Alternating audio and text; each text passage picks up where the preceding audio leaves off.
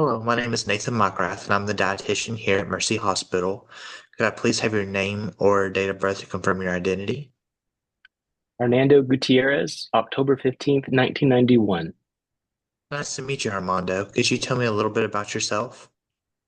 Well, I'm 32 years old and I work full time as a software engineer. That sounds like an interesting job. Being a software engineer must keep you busy. It's great to see that you're taking time to look after your health. I noticed from your Honest, chart that you have previously diagnosed with type 2 diabetes, but recent lab results indicate you now have type 1 diabetes. How do you feel about this change? honestly, I'm confused and scared. My mother's side has a history of diabetes, and she has some complications I'm definitely not wanting to experience. Sounds like you're concerned about the complications you've seen in your mother, and this new diagnosis is understandably confusing. Would that be accurate? Yes, exactly. Would it be okay if we talked about the complications your mother has experienced, and then we discuss the differences between type 1 and type 2 diabetes, and now why it is understood that you have type 1 diabetes? Sure, that would be helpful. My mom has burning sensations in her feet, blurry vision, and sometimes she says she can't see very well. Symptoms can be complications of diabetes known as retinopathy and neuropathy. Meaning basically damage to the eyes and damage to the nerves in the eyes and the limbs. So these often arise from long-term complications with blood glucose levels, where blood glucose is up and down, known as hyperglycemia. So if it's elevated in the blood for too long over time, it can cause damage to the blood vessels and nerves. The good news is that with proper insulin management and lifestyle changes, you can significantly reduce the risk of these complications. Does knowing this help ease some of your concerns? It does make me feel a bit better. Thank you. I'm glad to hear that. Would you be okay with us reviewing the differences between type 1 and type 2 diabetes? Yes, that would be helpful. So, type 1 diabetes occurs when your body's immune system attacks and destroys your insulin producing cells in your pancreas, which means your body can no longer produce insulin on its own. This is why insulin injections are necessary for type 1 diabetes and not necessarily for type 2 diabetes. Type 2 diabetes, excuse me, is often related to insulin resistance, genetic factors, lifestyle factors, but also can have some genetic factors at play. The body still can produce insulin on its own, but it is not very effective at it. So sometimes type 2 diabetes patients can get by with lifestyle changes, or they can get by with metformin dosages and not really worry about insulin. So type 1 diabetes, on the other hand, you have to take insulin because your pancreas does no longer produce it. Does this explanation make sense? Yes, but does this mean that I have to take insulin now, right? Yes, you'll need to take insulin to help manage your blood glucose levels. This will help mitigate or lower any chances of you developing complications like your mother. But we'll work together to create a plan that fits your lifestyle. Speaking of which, could you walk me through a typical day? What does that look like for you? Sure. Usually wake up around 6 a.m., drink some water, brush my teeth, and eat breakfast. Get to work about 8 a.m., work until lunch, and then come home around 7 p.m. After work, eat dinner, then I get ready for bed. Thank you for sharing. Could you tell me more about your typical meals throughout your day? What is your typical, what do you typically eat? Sure. For breakfast, I usually have toast with butter and jelly, scrambled eggs, coffee, and a glass of orange juice. Lunch is often a Subway sandwich with chips and a diet soda. For dinner, I usually cook pasta, rice, vegetables, and some kind of meat. But I eat out 3 to 4 times per week. Thank you for being detailed. It sounds like you rely on quick and convenient options, which is understandable given your busy schedule. Do you find that you don't have much time for physical activity because of that? Yes, that's right. It's just easier to eat out, and it saves me time. I used to play tennis and cycle a couple times a week, but I haven't felt well enough to lately. I see. It sounds like you've been active in the past, but what would you say has changed in terms of how you're feeling? I just haven't felt well lately. I guess a lot of the motivation, or I guess I've lost the motivation. I used to do a lot more when I was married, but then she left me, and my girlfriend demands the rest of my little free time that I have.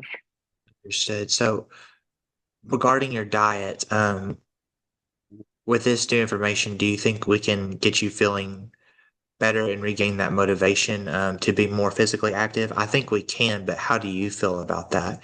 And what would your health and lifestyle look like in the future? I mean, I want to be active again and feel normal.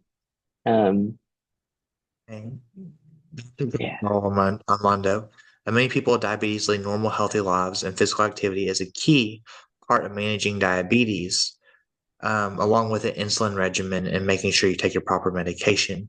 When it comes to your diet, focusing on portion control and carbohydrates and using tools like the exchange list can be very helpful. We can work together. We can work together on that. So I don't want you to stress about it right now. We'll work one step at a time. Out of the dietary changes we discussed today, is there one specific adjustment you feel most ready or willing to start with? I think breakfast seems like an easy change. Lunch and dinner are a little bit harder. That's a great choice. Starting with breakfast can have a positive tone for the rest of your day. As you get more comfortable with this change, we can gradually work on lunch and dinner options. Does that sound like a good plan? Yes, but I hate change and I really don't want to interfere with my sleep. I don't want to have to wake up earlier just to make breakfast. I definitely can understand that. And the change is not my favorite thing either. But it's important that changes fit into your routine without affecting your sleep. Do you think options like oatmeal or overnight oats may take too long, or does they seem manageable for you? I think I can handle that. That's great to hear. On a scale of 1 to 10, with 1 being not confident at all and 10 being extremely confident, how confident do you feel about making these changes in your breakfast routine? I'd say about an 8. And 8 is a great start. It sounds like you're pretty confident about making these changes. What do you think about, think you could even feel more confident? Is there anything you feel uncertain about or that we could address together? I just hate change, but I think I could change the breakfast. And you'll help me with lunch and dinner, right? It's going to be challenging, especially when it comes to our daily routines, but it's great that you're willing to start with breakfast. And yes, I'll be here to help you with lunch and dinner when you're ready. We'll take it one step at a time so it doesn't feel overwhelming. And please understand, I will help you and you're not in this alone. And feel free to reach out. Um, so to summarize the discussion today, we talked about differences between type 1 and type 2 diabetes, addressed concerns about complications, and confirmed the importance of taking insulin as part of your treatment. We also identified breakfast as the first dietary change you'll work on and discussed ways to manage your carbohydrate intake through portion control. We'll continue to support you, or I'll continue to support you as you adjust your lunch and dinner routines over time. We may work on that next follow up a little bit and try to get into lunch and dinner options and some quick meal prep options. So, speaking of follow up, would it be okay with you if you saw me in like 2 weeks from now and see how you're doing with the breakfast changes, how you're doing with insulin management, glucose monitoring, and discuss any challenges you face with those topics? Does that sound good to you? Yes, that sounds like a plan. Perfect. We'll schedule a follow-up. Thank you for your time, Armando, and I hope you have a great day, and I'll see you in 2 weeks. All right, thank you so much. Thank you. All right. Bye-bye.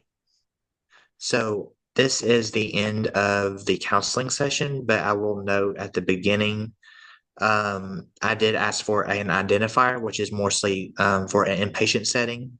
Out of patient setting, what will happen most of the time is if it is a video call, we already know who we're going to talk to because it is a link. And I may just say, "Hey, how are you doing, Armando?" Or and just get that confirmation there that that is who I'm talking to, or I may already know who I'm talking to. But that is the end of that counseling session. And if the patient did go off topic, for instance, I would redirect them, say, "Well, can we get back to the dietary changes so that way we can actually help you with your condition," or something along those lines, more of a redirection statement. But thank you, Nick, for your time as a participant. And You're welcome. thank you for doing this with me. So, yep. And I will send that confirmation to start in a bit. Thank you. Thank you. Bye bye.